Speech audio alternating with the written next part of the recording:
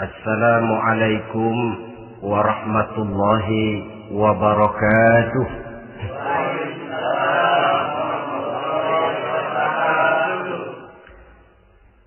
Alhamdulillahi rabbil alamin. Wassalatu wassalamu ala ashrafil anbiya'i wal mursalin, Sayyidina wa maulana Muhammadin wa ala alihi wa ashabihil mujahidin at-tahirin, amma ba'd. Saudara hadirin kaum muslimin rahimakumullah.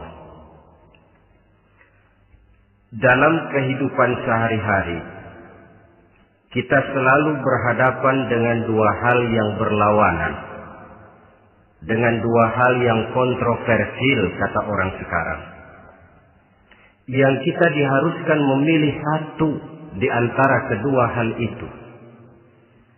Sejak kita bangun tidur sampai kita tidur lagi, selalu kita hadapi dua persoalan itu, yang benar dan yang salah, yang hak dan yang batil, yang pantas dan yang tercela, yang ma'ruf dan yang munkar. Persis seperti sebaik lagu yang lagi ngepop dan banyak dinyanyikan anak sekarang, madu di tangan kananmu katanya, racun di tangan kirimu. Tapi saya pikir-pikir, bagaimanapun kalau cuma sekedar madu di tangan kanan, racun di tangan kiri, adresnya jelas.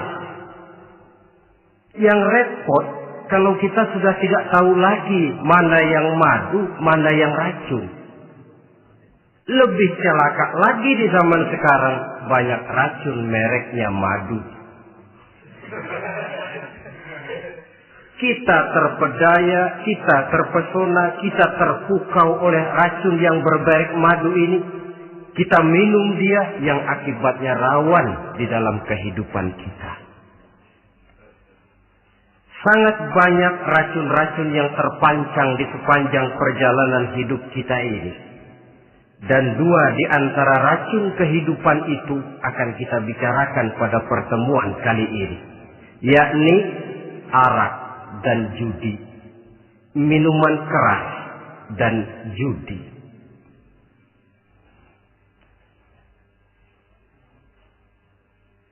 Sebagai yang kita maklum bahwa Islam bertujuan memelihara kemuliaan manusia yang diciptakan fi ahsani taqwim, dalam bentuk yang paling sempurna. Arak atau minuman keras jelas merupakan hal yang merusak dari berbagai aspek kehidupan. Entah kesehatan tubuh, entah pertumbuhan akal, ketentraman rumah tangga, ketentraman masyarakat, bangsa dan negara. Cobalah sejenak kita adakan penyelidikan. Kalau masuk kita ke dalam penjara, melihat sel-sel di sana, berapa banyak yang mendekam di sel karena urusan minuman keras. Masuk kita ke rumah sakit, berapa banyak yang dirawat akibat minuman keras, akibat stres yang dialaminya. Berapa banyak rumah tangga berantakan, berapa banyak pembunuhan terjadi, pemerkosaan terjadi akibat daripada minuman keras ini. Yang paling ironi kalau dia sudah menyerang anak-anak muda kita. Padahal kita tahu remaja, pemuda adalah bentuk miniatur daripada kehidupan suatu bangsa. Akan bagaimana warna Indonesia 20, 30, 40 tahun yang akan datang, remaja dan pemuda kita jawabannya. Bahkan dari segi agama pun akan bagaimana warna Islam di Indonesia 20, 30 tahun yang akan datang, remaja itu pula jawabannya. Karena itu tidak terlalu berlebihan kalau saya berkata bahwa untuk menghancurkan Islam di Indonesia ini tidak perlu menghancurkan pondok pesantren, tidak perlu menutup masjid, melarang pengajian, menyegel musola, tidak perlu. untuk menghancurkan Islam di Indonesia cukup dengan meracuni remaja, pemuda-pemudi Islam di Indonesia. Kalau mereka sudah diracuni, dijauhkan dari agamanya, masalahnya tinggal menunggu pergantian generasi. Maka yang jadi pilot proyek jelas remaja, pemuda, termasuk dengan menanamkan pengaruh minuman keras. Ditanamkan ke tengah remaja kita untuk jauh dari tuntunan agama. Hei pemuda-pemuda Islam, kalau kau mau jadi pemuda modern, jangan dekat-dekat ke masjid. Masjid khusus 60 tahun ke atas. Sepertinya di depan masjid itu ada papan pengumuman masjid khusus 60 tahun ke atas. Baca Quran kolot. Seiring dengan itu lalu modernisasi diartikan dengan westernisasi. Kau tidak akan bisa jadi pemuda modern sebelum semua yang datang dari barat kau telan mentah-mentah. Kau harus bisa bergaul seperti orang barat, berumah tangga macam orang barat, makan minum seperti orang barat. Kalau nyanyi lagu barat yang orang lain gak ngerti, kamu juga gak tahu.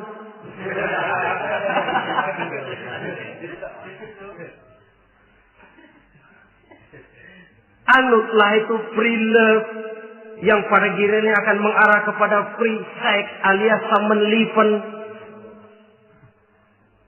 Isaplah itu ganja, morfin, narkotik. Jikalau sudah terlena kita dengan itu, maka kehancuran suatu bangsa sesungguhnya sudah dimulai. Penyakit minuman keras ini bukan cuma penyakit zaman ini. Masyarakat yang dihadapi oleh Rasulullah Sallallahu Alaihi Wasallam 14 abad yang lalu juga masyarakat yang kemaruk dengan minuman keras. Arab jahiliyah kalau sudah minum arak mabuk, tidak cuma minum, dia mandi pakai arak. Sistem pendidikan yang disampaikan Islam bijaksana. Mula-mula diberikan gambaran bahwa arak itu walaupun ada manfaatnya tapi ada bahayanya, dan bahayanya jauh lebih besar daripada manfaatnya. Tahap kedua diberikan pesan jangan mendekati sholat dalam keadaan mabuk. Padahal sholat 1 hari 1 malam 5 kali artinya makin jauh saja dia dari arak itu. Pada saat kondisi iman sudah memungkinkan, barulah turun vonis bahwa arak itu najis, perbuatan setan, jauhi. Yang ironi yang saya katakan tadi, racun mereknya madu. Kadang-kadang kita dibuai dengan iklan yang tidak mendidik. Saya pernah lihat ada iklan misalnya, Anda ingin modern, majulah bersama minuman ini. Atau minuman ini lambang pergaulan dunia yang maju. Modern diukur dari minuman. Yang jadi korban akhirnya remaja dan pemuda-pemudi kita. Saya teringat satu analisa dari Rasulullah Sallallahu Alaihi Wasallam. Beliau bersabda, Inna min asratis sa'ah. Sesungguhnya di antara tanda-tanda kiamat. Apa kiamat itu? Dalam arti yang umum, kiamat itu saat di mana alam ini hancur, bumi gempa, air laut tumpah ke darat, gunung meletus, planet-planet bertabrakan, lalu semua yang bernama hidup mati. Itu kiamat beneran. Saya nggak mau cerita kiamat beneran, sebab saya sendiri nggak kepengen ngalamin. Yang sering kita ngalami ini kiamat kecil-kecilan, kiamat mini. Apa kiamat mini itu? Hancurnya sendi-sendi kehidupan sosial. Maksiat merajalela, munkarat menjadi-jadi. Yang ma'ruf dianggap munkar, yang munkar malah menjadi ma'ruf. Yang salah disanjung-sanjung, yang benar dicaci maki. Tuntunan dianggap tontonan, tontonan malah jadi tuntunan. Kan kiamat kalau sudah begitu. Pencungkiran nilai. Kenapa hal semacam ini bisa terjadi? Penyebabnya kata Nabi, pertama ayyurfa'al ilmu. Ilmu diangkat oleh Allah. Bagaimana cara Allah mengangkat ilmu dan apa maksudnya itu? Allah mengangkat ilmu itu, saudara, caranya pertama dengan mewafatkan ulama. Makin banyak ulama wafat, makin banyak ilmu ditarik. Yang kedua, kurangnya minat orang untuk belajar agama. Kalau sudah klop macam itu, artinya agama sudah disudutkan ke pojok-pojok kehidupan. Agama cuma sekedar tinggal dekorasi. Agama cuma seminar, cuma kongres, cuma muktamar. Tapi bahwa agama merupakan realita dalam kehidupan, itu tidak pernah terwujud. Kalau ulama sudah tiada, minat orang belajar agama berkurang, maka ajaran Allah tidak lagi didengungkan orang. Dikala itu, wa yuzharul jahlu, akan muncullah kebodohan. Nampak kebodohan di mana-mana. Muncul permissive society, masyarakat yang merasa boleh hidup dengan kaidah serba boleh. Tidak ada halal, tidak ada haram. Tidak ada hak, tidak ada batil. Semuanya serba boleh. Kalau sudah begitu kondisi masyarakat, terjadilah apa yang dianalisa oleh Nabi. Dikala itu, wayabsu zina. Zina dikerjakan berterang-terangan. Orang sudah tidak punya malu. Hidupnya sudah pakai prinsip punya kuping kebo. Punya muka tembok. Punya kulit badak.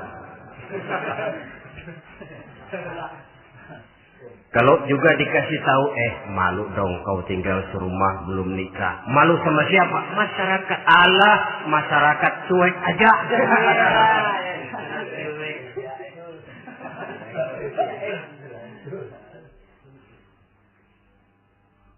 Bukankah realita kalau kita ikuti surat-surat kabar, berapa banyak sudah gadis-gadis bergelimpangan jadi korban? Berapa banyak bayi-bayi yang lahir ke alam ini tanpa harus tahu kemana dia mesti manggil bapak. Yang akhirnya mengalami keterakisan, dimasukkan ke dalam kantong plastik, dibuang ke tempat sampah. Kalau itu sudah terwujud, muncul efek negatif yang kedua. Wa yushrabal khamr. Arak, minuman keras jadi kebanggaan. Anak muda belum nyohor kalau belum bisa mabuk. Yang gak mabuk dianggap kolot. Kampungan loh. Bikin malu baru kena segelas aja udah miring. Cengeng. Temen kita hebat sampai nyungsep di got. Yang nyungsep hebat. Ya, kalau cuma yang hancur kehidupan pribadi. Tapi kalau sudah menyangkut masa depan, yang berarti masa depan suatu generasi adalah merupakan masa depan daripada suatu bangsa. Begitu kerasnya Islam ini melarang minuman keras. Sampai bukan cuma sekedar meminumnya saja yang diharamkan, tetapi juga dilarang mengimportnya, memproduksinya, membuka warung yang menjual minuman keras atau bekerja di tempat penjualan minuman keras. Ada juga yang nyerempet-nyerempet, Pak, kalau sedikit kan nggak apa-apa, nggak mabuk ini. Nah, saya ingatkan hadis Nabi diriwayatkan oleh Imam Ahmad, Abu Daud dan Tirmidzi. Nabi bersabda, "Ma askara katsiruhu faqaliluhu haramun." Apa yang banyaknya menyebabkan mabuk, sedikitnya pun tetap haram hukumnya. Memang barangkali mungkin ada manfaatnya, tetapi bahayanya jelas lebih besar ketimbang manfaat yang bisa timbul daripada jenis minuman keras itu sendiri. Dalam hadis lain Nabi pesankan, "Man kana yu'minu billahi wal yawmil akhir fala yaq'udu ala ma'idatin taduru 'alaiha al-khamru. Siapa yang beriman kepada Allah dan beriman kepada hari akhirat, jangan dia duduk di dalam satu pertemuan yang di dalam pertemuan itu diedarkan minuman keras. Masuk ke dalam lingkungan macam itu saja tidak diperkenankan. Kenapa? Asyariku fi syarri syarrun. Bersekutu dengan kejahatan, jahat juga hukumnya. Semalam kamu mabuk ya? Enggak, temen. Saya cuma ngebeliin aja kok. Apalagi ngebeliin.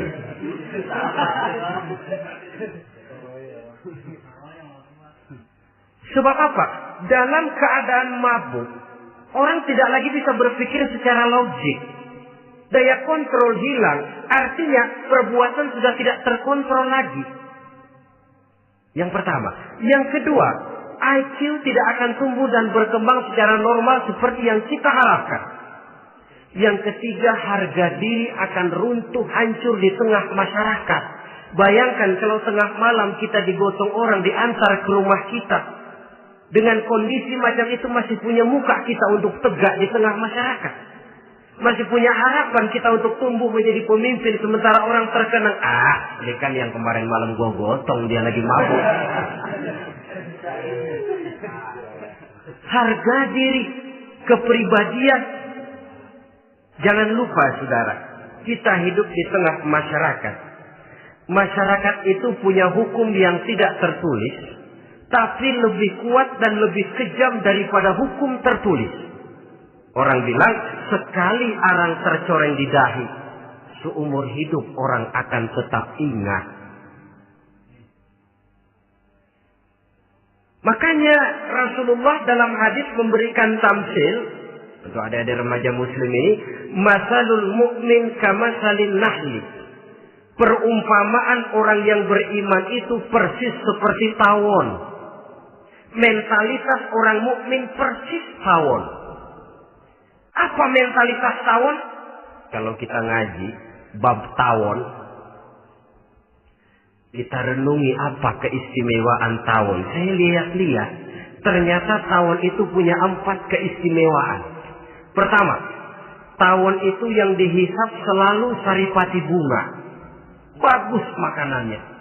Belum pernah tawon keliru makan. Saya belum pernah dengar kok ada tawon makan tahu.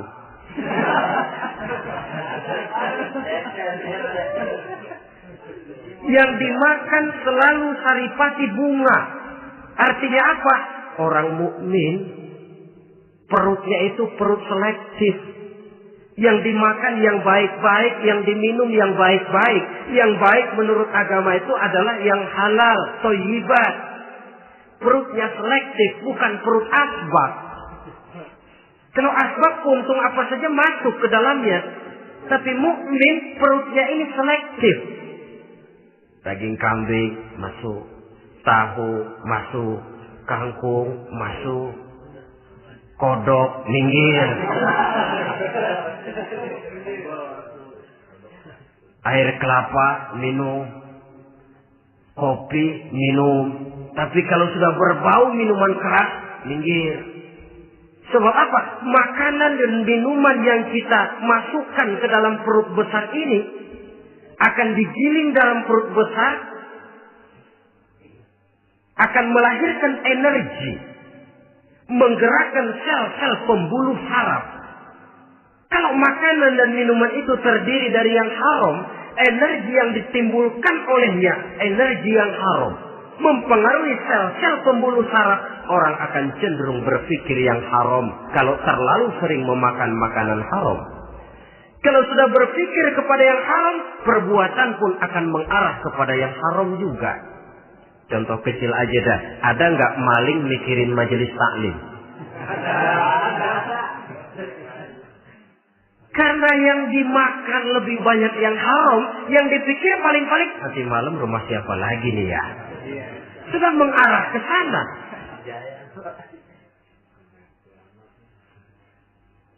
Saripati bunga yang dimakan tawon itu. Lalu tawon yang kedua saya lihat yang dikeluarkan selalu madu. Artinya apa? Orang mukmin itu kalau dia berkata, perkataannya mengenakan orang. Kalau dia berbuat, perbuatannya membawa manfaat bagi orang. Kalau kakinya melangkah tentu ke tempat yang ada gunanya. Yang dikeluarkan madu, bukan racun. Indah tawon itu.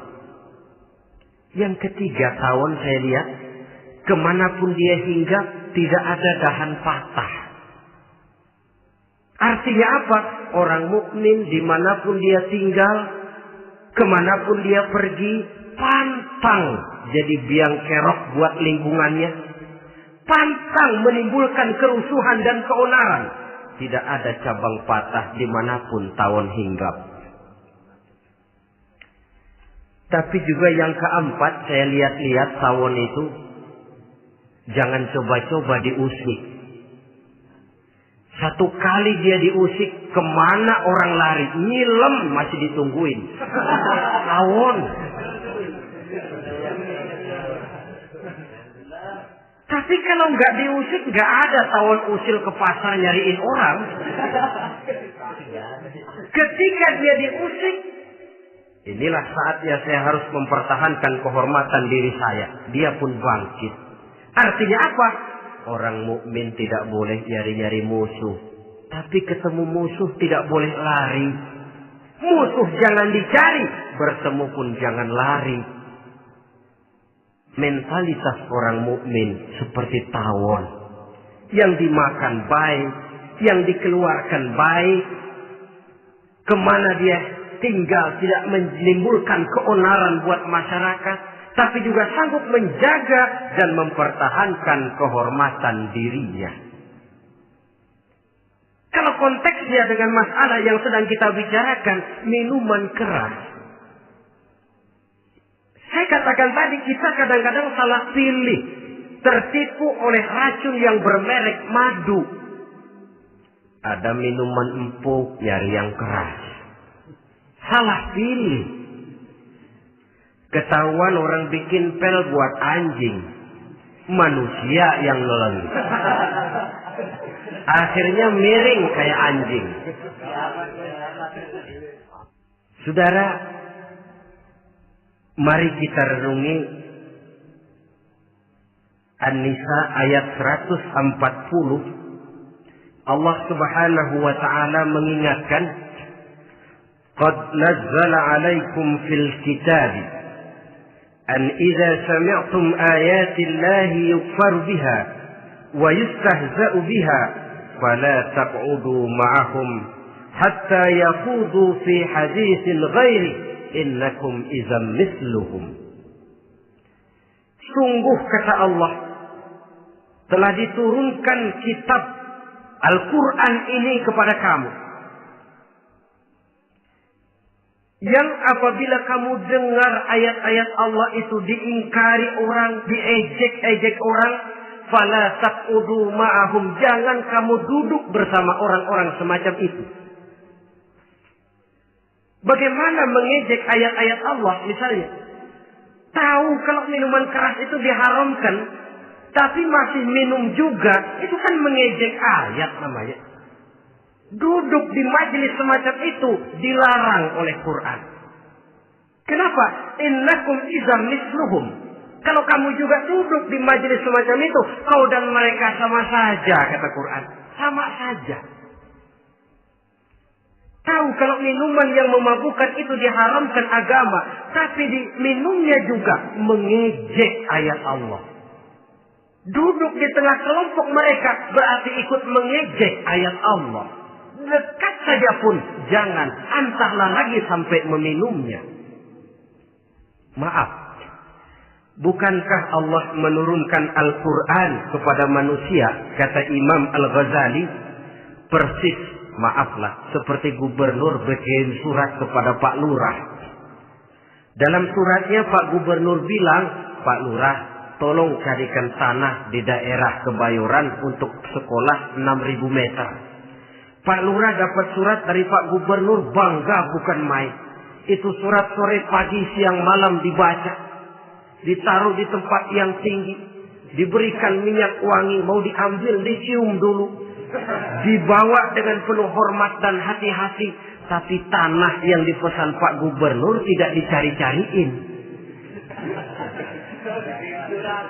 Penghargaan macam apa ini?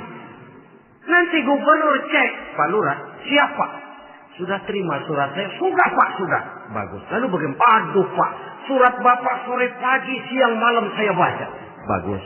Apalagi Lurah? Surat Bapak saya taruh di tempat yang tinggi Pak. Saya pakai minyak wangi. Mau saya ambil, saya cium dulu. Saya bawa dengan penuh hormat dan hati-hati. Bagus Lurah. Kau memang hormat sama atasan. Cuman Lurah, tanahnya udah dicariin belum? Nah yang itu belum tuh Pak. Belum. Kata Gubernur, bagus Lurah. Besok berhenti lo ya.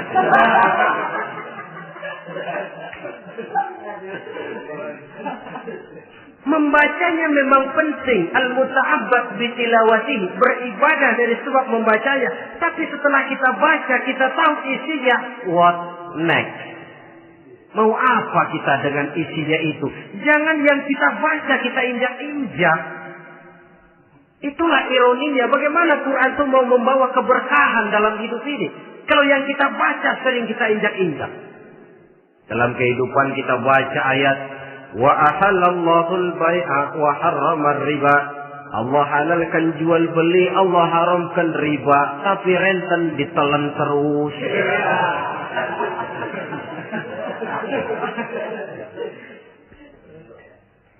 Kita baca ayat wa'tasimu bihablillahi jami'an wa la tafarraqu. Berpegang teguhlah kamu kepada tali Allah, jangan bercerai-berai. Tapi sesama muslim pelotot-pelototan jalan terus. Janganlah yang sesama muslim kadang-kadang yang mengklaim dirinya sebagai pemimpin Islam kelihatannya juga sikut-sikutan jalan terus.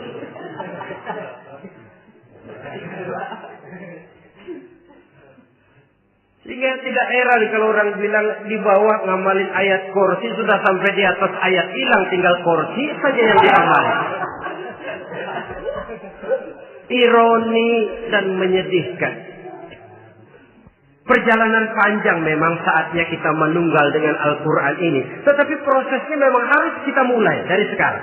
Perkara kapan proses ini selesai, itu bukan masalah kita. Tapi bahwa kita sudah memulai suatu proses, itulah yang diharapkan. Hadirin yang saya hormati. Oleh karena kerasnya peringatan Islam terhadap minuman keras. Pernah satu hari seorang lapor kepada Khalifah Umar bin Abdul Aziz bahwa ada sekelompok orang berkumpul meminum minuman keras. Kata Khalifah Umar bin Abdul Aziz, "Zerah mereka, hukum, cepat." Ya Khalifah, kenapa? Di tengah mereka ada juga orang yang Ramadan biasa puasa. Begitu, iya, yang biasa puasa duluan hukum. Kenapa? Mengerti memang lebih besar resikonya daripada tidak mengerti. Kalau yang tidak mengerti dilatar belakangi oleh kebodohan, barangkali masih bisa ditolerir, masih bisa dimaklumi. Ini toh sudah tahu mau puasa, kenapa berkumpul di majelis yang ada minuman keras? Tapi memang kelompok ini kan memang selalu ada. Kita lihat dalam masyarakat itu kan ada 4 kelas.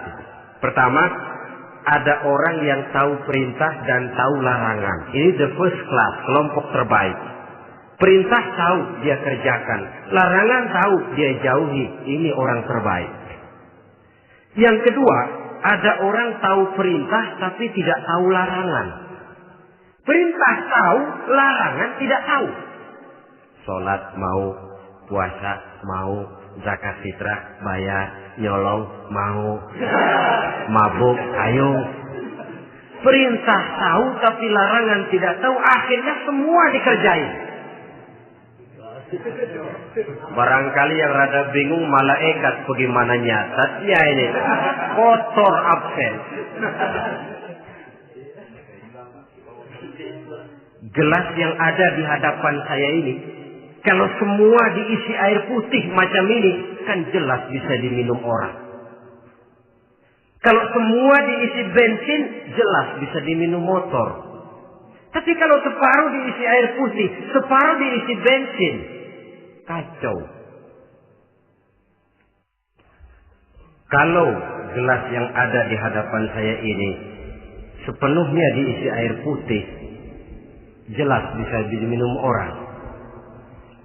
Kalau sepenuhnya diisi bensin, juga jelas bisa diminum motor. Yang repot kalau separuh diisi air putih, separuh diisi bensin. Kacau statusnya. Orang minum mabok, motor minum pun mogok. Dijual juga tidak laku barang campuran. Inilah makna pernyataan Allah, wala talbisul haqqa bil batil. Jangan kamu campur adukan antara yang hak dan yang batil. Perintah dikerjakan, larangan pun dikerjakan juga. Kelompok ketiga, ada pula manusia yang tahu larangan tapi tidak tahu perintah. Larangan tahu tapi perintah tidak tahu. Jahat sama tetangga tidak, mencuri tidak, mabuk tidak, zina tidak, sholat tidak, puasa tidak, polos. Semua serba tidak. Dan yang terakhir, kelompok keempat, perintah tidak tahu, larangan pun tidak tahu. Ini masuk kelompok makhluk gratis. Misalnya kambing, ayam, kerbau, itu kan makhluk-makhluk yang memang perintah tidak tahu, pun larangan juga tidak tahu. Nah, dalam hubungannya dengan ini, saya mengajak, marilah kita berusaha sekuat mungkin menjauhkan diri dari minuman keras yang jelas bahayanya dengan hidup tidak jauh dari bimbingan agama. Hadirin kaum muslimin rahimakumullah. Kawan seiring dan sejalan dari minuman keras, judi namanya. Saudara kembar barangkali. Yang satu sering menimbulkan yang lain, tetapi bukan tak jarang keduanya berjalan berdampingan. Posisi judi dan arak ini dalam Quran sama bahayanya. Apa sebab? Mentalitas judi adalah mentalitas sirkel, lingkaran setan. Artinya, yang menang biasanya ketagihan, yang kalah biasanya penasaran. Ini yang menyebabkan orang tidak mau berhenti. Kalau dia menang, dia ingin mencoba untuk menang dalam jumlah yang jauh lebih besar lagi. Kalau dia kalah, dia penasaran, kenapa hari ini kalah? Barangkali sial, besok malam saya tebus. Mental semacam ini memang sulit untuk berhenti. Kenapa judi diharamkan dalam Islam?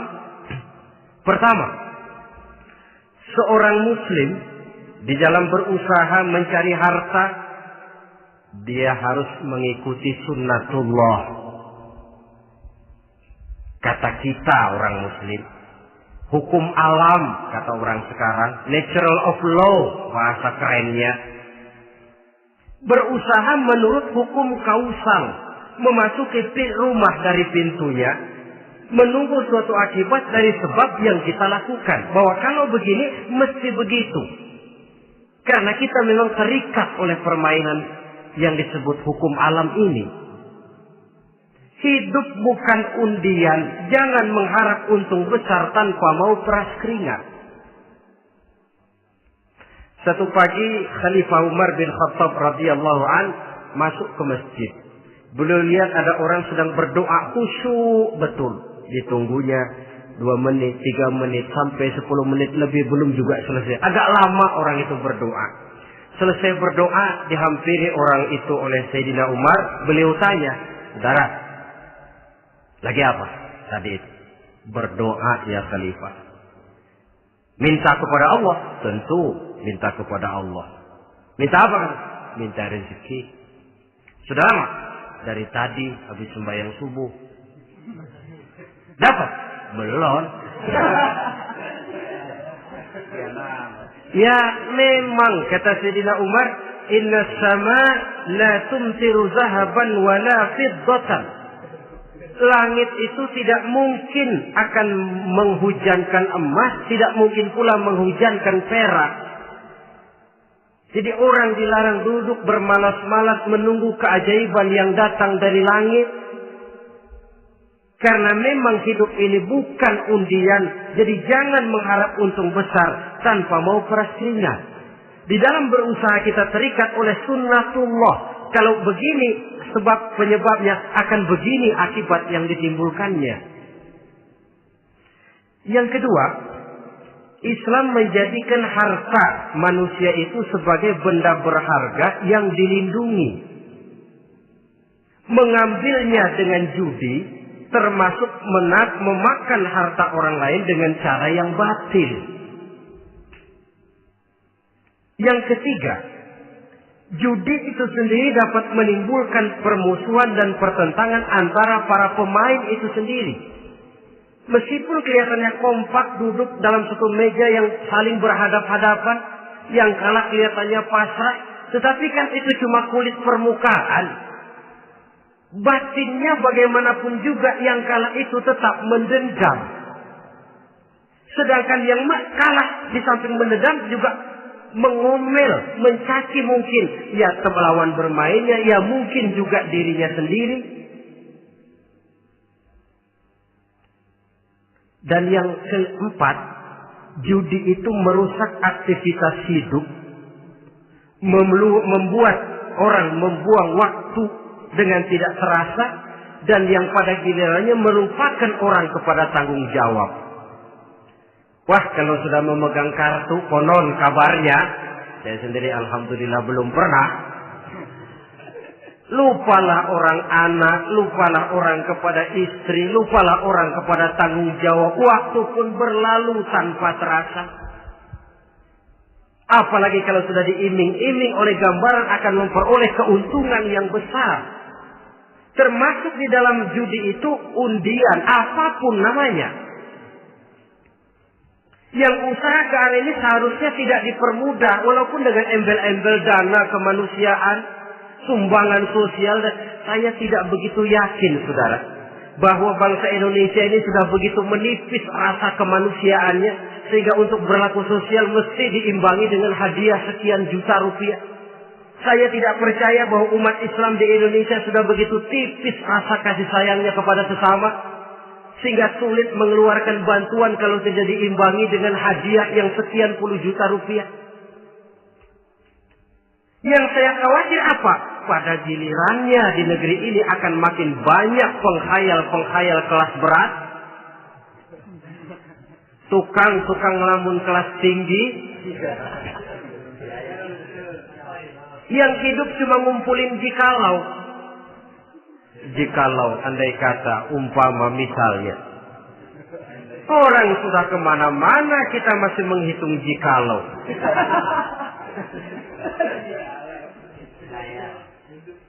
Orang boleh saja mengharap burung terbang tinggi, tapi punai di tangan jangan dulu dilepas. Artinya idealisme silahkan terbang setinggi langit, tapi kaki harus tetap berpijak di alam realita. Bahwa memang lebih baik makan singkong dalam kenyataan daripada makan roti tapi ngimpi.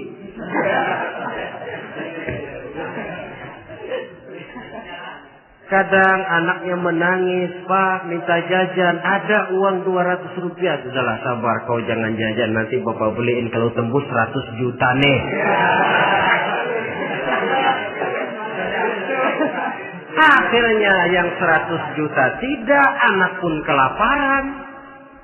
Bukankah akan jadi masalah bagi semuanya? Belum lagi rasa sayang kepada harta yang sudah dia miliki. Entah itu tanah, rumah, kendaraan. Kalau sudah kadung kalah di meja judi, hilang rasa sayang kepada benda itu. Ada rumah-rumahnya dilelang, ada kendaraan-kendaraan jadi taruhan. Ada jam tangan pun copot tanpa terasa. Maka berapa banyak rumah tangga berantakan, istri minta cerai, orang jadi nekat merampok. Orang jadi nekat mencuri, korupsi kalau dia pejabat. Akibat apa ini? Pengaruh yang namanya judi. Saudara kaum muslimin, ma'asyiral muslimin rahimakumullah. Itu sebabnya di dalam surah Al-Maidah ayat 90 Allah menekankan, innamal khamru wal maisir wal ansab wal azlam rijsun min amali syaitan fajtanibuhu la'allakum tuflihun. Sesungguhnya arak, judi, berhala, mengundi nasib itu rijsun. Ya Allah, jarang benar Quran menggunakan kalimat rijsun. Rijsun ini sudah merupakan puncak kekotoran. Bapak moyangnya najis, itu rijsun. Rijsun, kotor. Sudah kotor ditambah pula min amali syaitan, pekerjaan setan. Wajtanibuhu, jauhi. Jangan sampai main, dekat saja tidak boleh, jauhi. La'allakum tuflihun, jikalau kamu mau menjadi orang-orang yang beruntung. Sejarah tidak pernah mencatat ada orang jadi miliuner karena judi. Sejak David Rockefeller sampai Aristotle Onassis, orang-orang kaya top di dunia, mereka kaya bukan karena judi, tapi karena kemauan peras keringat, banting tulang, mau memulai sesuatu dari kenyataan yang real di depan mata. Sebab apa? Hidup ini memang perjuangan. Janganlah kita ingin hidup dengan satu prestasi, ingin tetap hidup seperti apa adanya sekarang ini saja, toh kita harus berjuang. Apalagi ingin hidup lebih baik, lebih terhormat, lebih mudah. Hidup perjuangan. Perjuangan berarti pengorbanan. Berani hidup artinya berani berjuang. Berani berjuang maksudnya rela berkorban. Takut berkorban, jangan berjuang. Tidak mau berjuang, berhenti hidup. Itu logika. Dan bagaimanapun saya yakin lebih baik berkorban daripada menjadi korban. Kalau sekarang kita berkorban, peras keringat, banting tulang, berusaha secara sunnatullah untuk menghidupi anak, istri, keluarga, pada satu saat kita tidak akan menjadi korban kebrutalan anak-anak kita sendiri. Kalau mereka dibesarkan dan tumbuh berkembang oleh hasil yang diperoleh dari meja judi. Ayat 91 Al-Maidah ini lebih memperkuat lagi. Kalau itu arak, judi, berhala, mengundi nasib adalah perbuatan setan, sebenarnya setan mau apa sih? Ayat 91 menegaskan, innama yuridu syaitanu ayyuqi'a bainakumul adawata wal baghdha'a fil khamri wal maisir. Yang dimaui setan itu tidak lain supaya dengan arak dan dengan judi timbul rasa permusuhan, sikap memusuhi, saling marah di antara kamu. Coba, biasanya dalam meja judi sudah loyo, waktu juga sudah berlarut-larut. Yang menang mau berhenti, apa yang kata yang kalah? Berhenti dah, gua wacok loh. Enak bener, gua lagi kalah, lu berhenti. Coba, kira-kira kapan akan selesai permainan? Akan timbul permusuhan, akan timbul rasa dendam, kesumat yang ditanamkan oleh setan. Karena memang baik arak, baik judi, baik berhala, baik mengundi nasib, itu semua permainan-permainan setan yang diberikan kepada kita untuk kita ikut andil bermain di dalamnya. Tatkala kita ikut terkena jerat setan, tertawalah mereka. Kenapa? Oh, makin banyak teman saya di neraka. Maaf, setan itu kan sudah tahu vonisnya. Ketika dulu didengkotnya yang namanya iblis terusir dari surga, itu bikin semacam perjanjian dengan Allah. Tuhan, kenapa ini? Gara-gara Adam saya terusir dari surga. Maka sejak saat ini Adam dan seluruh keturunannya adalah musuh bebuyutan saya. Saya akan gelincirkan mereka dari jalan. Silahkan iblis, goda mereka. Tapi kau tidak akan mungkin bisa menggoda mereka kalau hamba-hambaku itu menjadi hamba yang ikhlas. Hanya hambaku yang ikhlas yang tidak mungkin kamu goda. Yang lain barangkali bisa. Sejak saat itulah iblis memproklamirkan permusuhan. Dan dia sudah tahu betul vonisnya neraka. Tugas dia sekarang bagaimana mengumpulkan teman sebanyak-banyaknya ke dalam neraka. Hamba Allah saja yang tidak tergelincir kepada minuman keras dan judi. Hamba Allah yang ikhlas itu bagaimana? Yang ikhlas menjadi hamba Allah. Dalam arti kata dan perbuatannya memang mencerminkan bahwa dia hamba Allah. Maaf. Di zaman sekarang ini kan banyak orang cuma berkata, saya hamba Allah, mulutnya. Tapi perbuatannya membuktikan dia hamba setan, hamba dunia, hamba harta, budak jabatan, budak nafsu. Tidak sesuai antara ucapan dan perbuatan. Sebab itu kata-kata hamba Allah kalau keluar dari mulut manusia itu murah. Soalnya ngaku. Ngaku siapapun bisa. Tapi diakui atau tidak? Ini yang kita belum tahu. Ada juga orang berdalih, saya kan masang kalau dapat nanti mau nyumbang masjid. Barangkali aja kalau nyumbang masjid disoriin dikit sama Tuhan.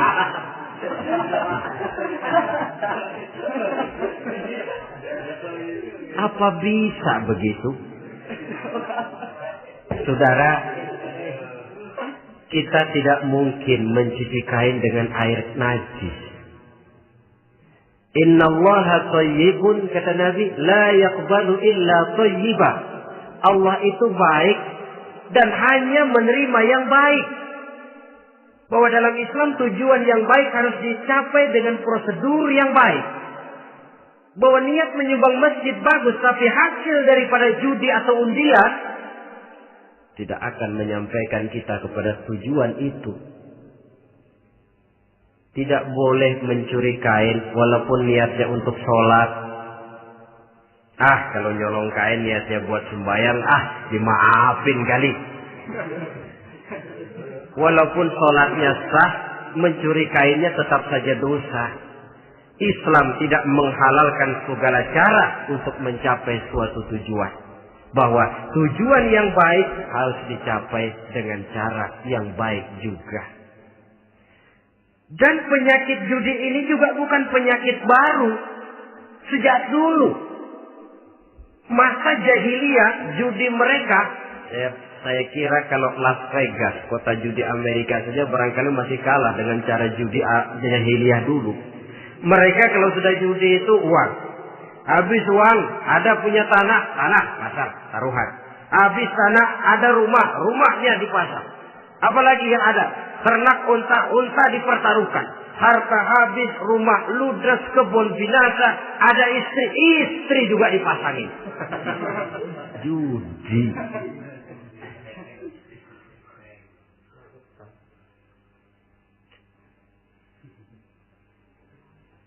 Kita sebagai muslim oleh Al-Quran dijelaskan orang yang mempunyai dua tujuan hidup. Pertama tujuan jangka pendek. Yang kedua tujuan jangka panjang. Tujuan jangka pendek dunia dan seluruh isinya. Tujuan jangka panjang adalah akhirat dan ridho Allah. Ini yang terpantul dalam doa setiap kita.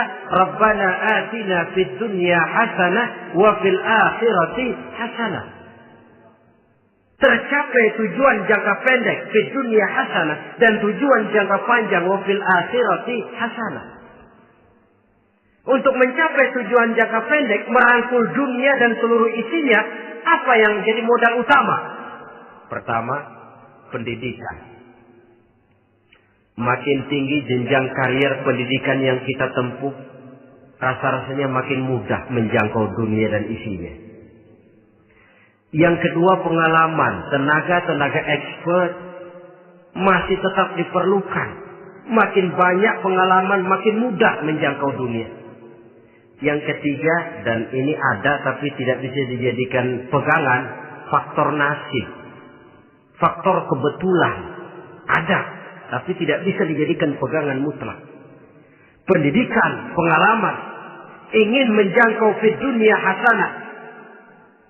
Ini modal utama. Lalu untuk mencapai fil akhirati hasanah, prestasi ibadah. Bagaimanapun tinggi pangkat dan jabatan kita, bagaimanapun banyak gelar kita sandang, tanpa prestasi ibadah, nol besar kita dalam pandangan Allah. Itu sebabnya kita sholat. Jadi tidak beralasan kalau orang ditanya, kenapa sih kamu nggak sholat? Ah, tetangga saya sholat melarat terus. Memang sholat itu bukan untuk mencari uang kok. Kalau ada orang yang rajin sholat, rezekinya kelihatan lancar, itu cuma sekedar persekot. Uang muka, cashnya tetap di akhirat nanti. Efeknya apa? Karena kita punya tujuan jangka panjang, mengharap ridho Allah di akhirat. Cara kita mencapai tujuan jangka pendek dibatasi oleh pertanyaan, Allah ridho apa enggak? Kita cari uang, tapi pertanyaan pokok, Allah ridho enggak cara ini? Kita mengejar kedudukan, tapi Allah ridho enggak dengan cara ini? Ini yang menyebabkan kita lantas tidak lalu menghalalkan segala cara. Yang penting tujuan tercapai cara apapun halal. PKI. Kan cuma PKI yang berprinsip asal tujuan tercapai cara apapun halal. Dan kita sudah sepakat PKI dan seluruh ajarannya tidak berhak hidup di bumi Pancasila ini. Cuma jangan sekedar PKI-nya dikutuk tapi ajarannya dipakai.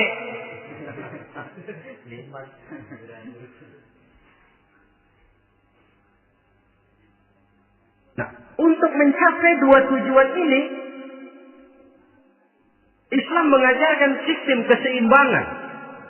Sehingga Nabi sabdakan, "I'mal lidunyaka ka'annaka ta'ishu abada, wa'mal li akhiratika ka'annaka tamutu ghada." Bekerjalah buat duniamu seolah-olah kau akan hidup untuk selamanya, tetapi bekerjalah untuk akhiratmu seolah-olah kau akan mati besok. Jadi kalau kita sudah sholat menghadap Allah, usolli fardhu maghrib, Allahu Akbar, ingat seolah-olah kita akan mati besok supaya timbul khusyuknya. Tapi kalau kita sudah bekerja, kuliah, bekerja, belajar di tempat tugas, ingat seolah-olah kita akan hidup selamanya supaya timbul gairah kerja. Jangan dibalik. Di kantor ingat mati, lemas terus. Ngapain kerja sungguh-sungguh bakalan mati. Lagi sholat ingat Duta Merlin, Altiron Plaza, ya kacau. Salah pasang, tidak pada tempatnya. Untuk mencapai fi dunya hasanah ini, Islam mengajarkan tempuh jalur yang mengikuti sunnatullah. Itu yang dihargai oleh agama. Terikat oleh hukum kausal bahwa kalau ini yang saya usahakan hasilnya akan begini.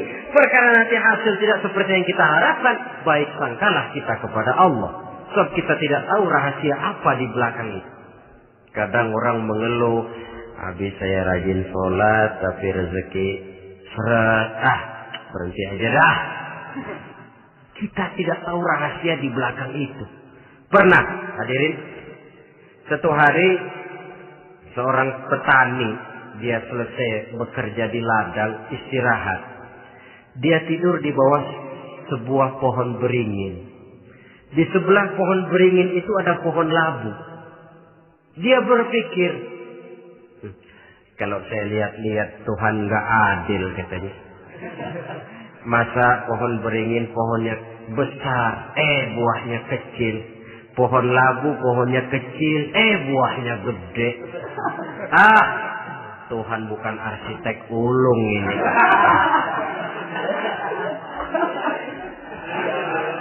Mestinya supaya enak dilihat, beringin yang pohonnya besar buahnya sebesar buah labu. Pohon labu yang pohonnya kecil buahnya kecil saja sebesar buah beringin. Tidak adil Tuhan. Baru dia selesai berpikir Tuhan tidak adil, jatuh sebutir buah beringin tepat menimpa hidungnya. Dia terkejut. Astagfirullahaladzim. Kalau begitu saya sadar katanya, Tuhan benar-benar adil. Coba kalau buah beringin segede buah labu. Waduh, kayak apa muka saya ini?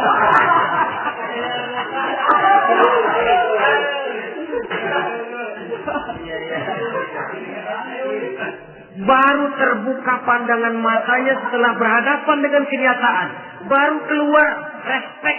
Allah benar-benar adil. Padahal semenit yang lalu dia masih berkata, Tuhan bukan arsitek ulu. Tapi semenit kemudian setelah berhadapan dengan kenyataan yang real dia hadapi, Allah benar-benar adil.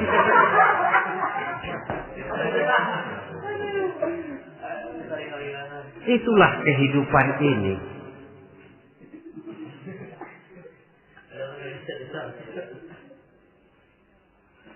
Saudara hadirin yang saya hormati, karena itu baik arak, baik judi, dua-duanya merupakan bahaya laten yang tidak hanya mengancam kehidupan agama, tetapi juga masyarakat, bangsa dan negara, apalagi kalau sudah jatuh kepada generasi penerus.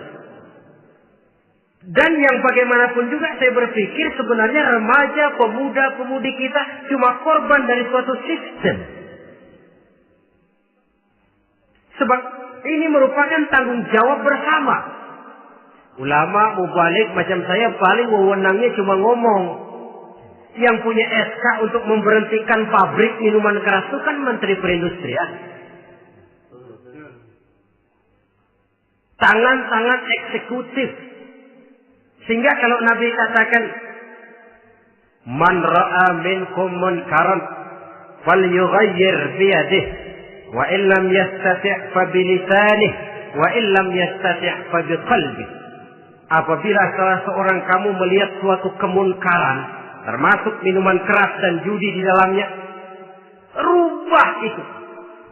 Dengan cara apa? Kalau kau mampu dengan tangan, artinya power, kekuatan.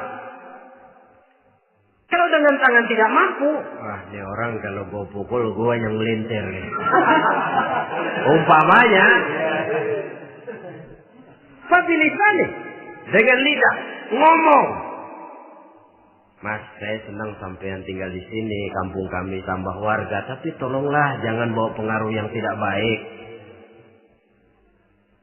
Kalau ternyata bicara pun tidak berani, fabiqalbi, cukup dalam hati, sekurang-kurangnya tidak ikut membenci kemungkaran dalam hati, itulah kadar iman yang paling lemah. Ini secara umum. Tapi kalau hadis ini kita mau adakan semacam, katakan description of job, bahasa kerennya, kita adakan pembagian tugas. Siapa yang harus merombak kemungkaran dengan power? Penguasa, pemerintah, sebab dia punya aparat. Siapa yang merombak kemungkaran dengan lidah? Ulama, kiai, mubalik, ngomong. Siapa yang hanya merubah kemungkaran dalam hati? Kita umumnya rakyat lemah ini. Yang mau ngomong gak berani, tapi hati pegel.